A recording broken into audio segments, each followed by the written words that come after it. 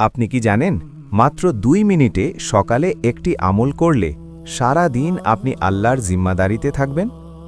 রসূলুল্লাহ সাল্লাল্লাহু আলাইহি ওয়াসাল্লাম বলেছেন, সকালে ও সন্ধ্যায় সূরা ইখলাস, সূরা ফালাক ও সূরা নাস ৩ বার করে পাঠ করো, তবে তা তোমাকে সব বিপদ-আপদ ও অনিষ্ট থেকে রক্ষার জন্য যথেষ্ট হবে। সুনানে আবু দাউদ ৫০৮২, তিরমিজি ৩৫৭৫।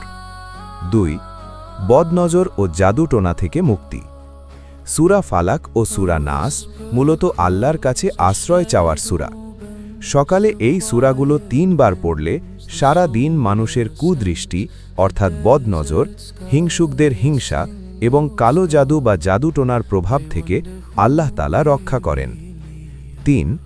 জিন ও শয়তানের প্রভাব থেকে সুরক্ষা। শয়তান ও দুষ্ট জিনের আক্রমণ থেকে বাঁচার জন্য এই ৩টি সূরা একটি শক্তিশালী ঢাল হিসেবে কাজ করে। সকালে এগুলো পাঠ করলে সারা দিন আল্লাহর বিশেষ জিম্মাদারিতে থাকা যায়।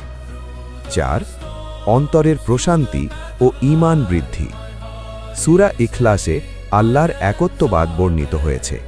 এটি পাঠ করলে আল্লাহর ওপর বিশ্বাস দৃঢ় হয় এবং মন সব ধরনের শিরক ও সংশয় থেকে মুক্ত থাকে।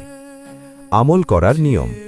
হাদিস অনুযায়ী প্রতিদিন সকালে অর্থাৎ ফজরের পর এবং সন্ধ্যায় অর্থাৎ মাগরিবের পর এই ৩টি সূরা ৩ বার করে পড়া সুন্নত। পড়ার পদ্ধতি। প্রথমে ৩ বার সূরা ইখলাস, এরপর ৩ বার সূরা ফালাক এবং শেষে ৩ বার সূরা নাস পাঠ করা।